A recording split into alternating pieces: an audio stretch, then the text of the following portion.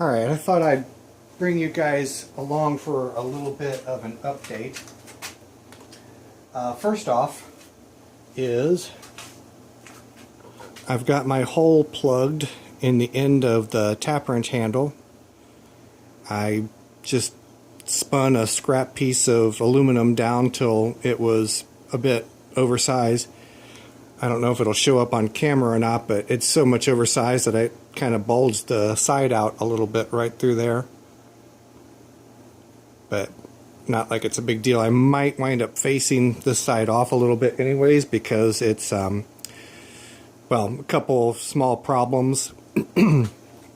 One, I've got this pocket a little bit deeper than on this side. And two is the hole that I drilled through here for the movable jaw wound up being a little bit closer to the front edge than it was to the back edge.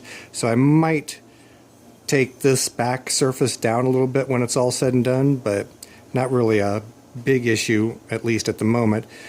I also found out that it was a little bit on an angle this way. So it was kind of trying to run out as it came through this hole. So I wound up getting, what was it? Oh, the long drill bit that I was using. I wound up putting that long drill bit through there. And basically just taking this on the end of the drill bit and using this to force it down so that it would cut a little bit of the lower edge of the material away so that it evened it out. So that got squared up quite a bit. I don't know if it'll help me out a whole lot on the end result, but I feel better about it at any rate. So hopefully I will get this up on the rotary table tomorrow.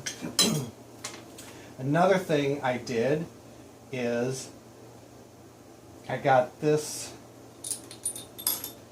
situated so that I can start, well, I got this particular piece built.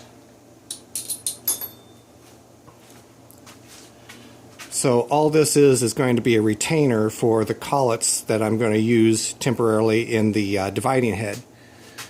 It just secures to the 1/4-20 bolts on the outer perimeter, as opposed to making a big nut to go on there, which would take me way too long right now, because the dividing head is going to be useful in the next week or so for making the thumb wheel for this tap wrench. The other interesting thing that I've done is I was watching This Old Tony video, and he had an air-powered, a pneumatic die filer. So I've been wanting something to help me out with the doing the small detailed filing. So I built something that would go into my reciprocating saws. I'll take this out here and show you.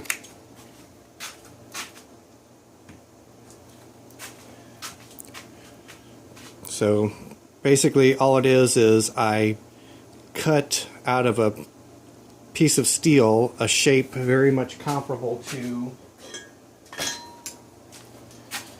the tang of a reciprocating saw blade, drilled a hole, and then drilled a piece of round stock out to where it would accept these really small files that I've got, and tapped it for an 832, and it looks like it's going to work reasonably well. The only thing I would like to do differently is it would be nice to have some sort of handle that would ride in this area so that I could kind of get a little better control over it right here. That might be the one upgrade that I'll do to this in the future. But otherwise, it'll remove a little bit of material. So it should be quicker than hand filing, and I can use it in reciprocating saws or whatever I happen to have. So anyways, I think that's about it for tonight. I'll hopefully make a little more progress on the tap handle tomorrow, and hopefully have the the dividing heads collet.